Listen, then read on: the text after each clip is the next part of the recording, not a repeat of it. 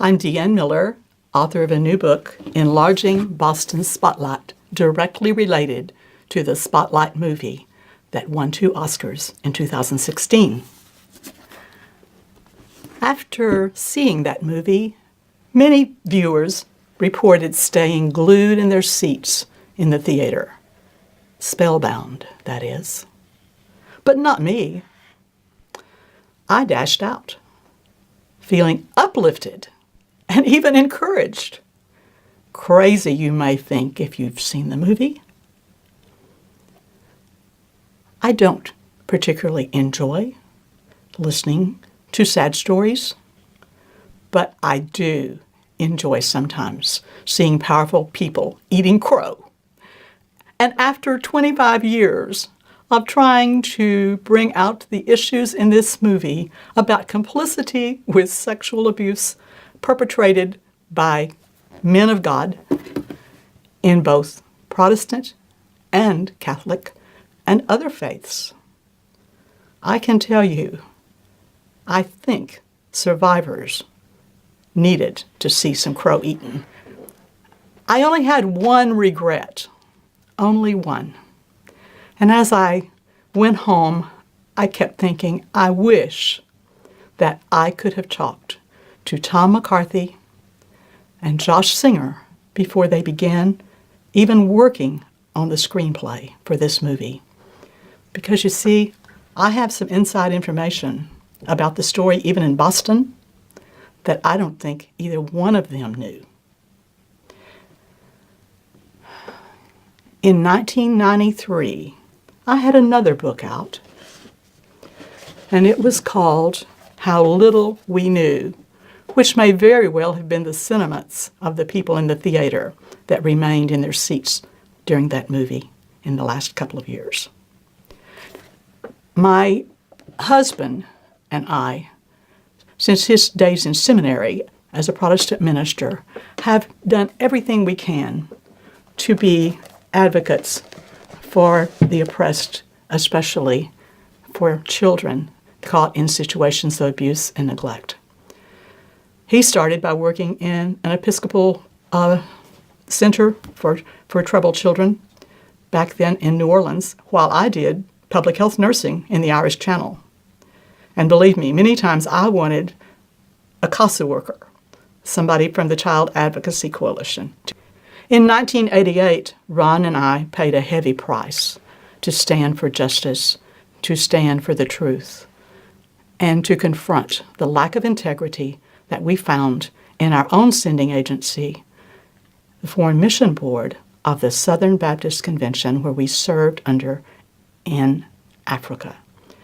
We had careers we loved, and we sort of chose to abandon those in order to keep our integrity. That's how we see it. We vowed we would never back down on the issues of the abuse of minors in the institutional church. And we also understood at that time, within the next 5 years, exactly what it feels like to be ostracized and to be treated like the enemies of people we loved. How Little We Knew, that was the book that came out in 1993, had me on Boston radio just weeks after the book came out, on drive time, popular drive time radio, that is. I was speaking as a mental health nurse. I'm still very active in the profession. And I had been working for several years to dust off old skills in writing and to also add what I was learning as my husband studied as well, pastoral counseling, and understood the systems approach to this problem. And so we began to develop a very unique way of confronting it. The book, How Little We Knew, not only transformed us because of the people we met in the process afterwards,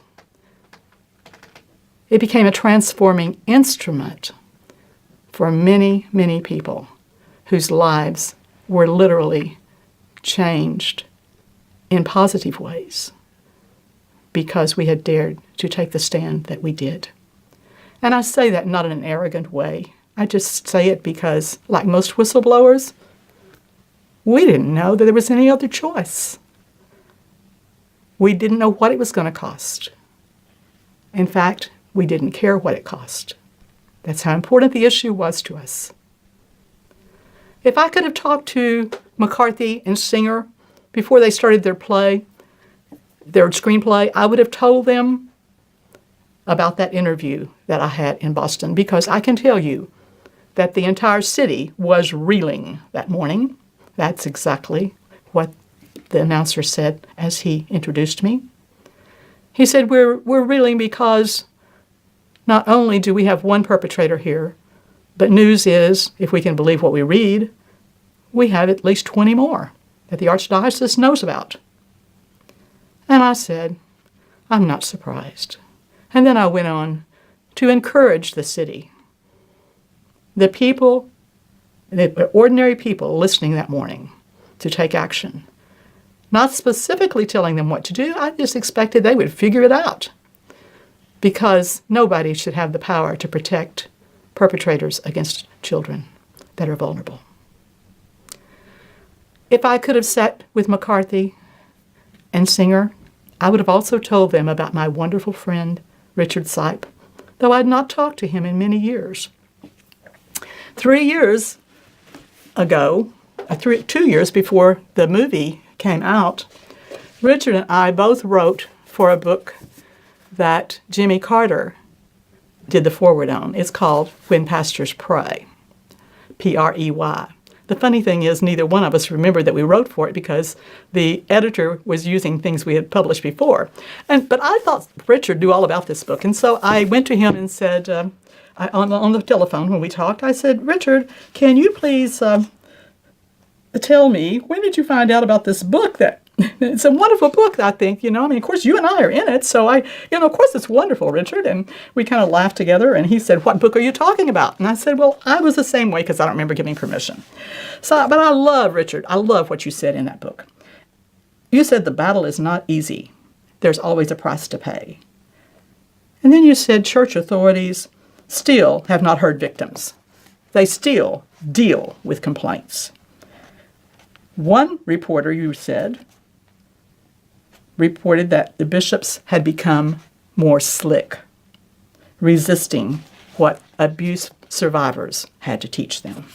And I thought back and would have loved to have also told the screenplay writers and producer Tom McCarthy that Sipe is a very humble man, and that I sat with him along with several other professionals to listen to more than a dozen survivors for an entire weekend in Minnesota in 1994, shortly after that interview, and how together we began to strategize for the future, not having any idea where we were going, but knowing what we had to say and do. Somehow we would figure it out, we were certain. And each of us did, in our own way, doing all that we could to continue to speak. And from there, went on to form a wonderful, very highly spiritual organization. The organization was called Linkup, and we had hundreds that came from around the world. And Saviano, Phil Saviano, the survivor who is the real hero in this movie, he read the newsletters from everything that came out in this organization. So that's what I had to say, among many other things that I would have said to Tom McCarthy in this book if I'd had the opportunity. Thank you for listening. I hope you will watch the movie, and I hope you will come back again. Even if you've seen it once before, after seeing this video, I do believe you'll have more insight. Come back, talk to me, connect with me on the website that I show you on the video here, and please think about much more the issues that these people have faced through the many years.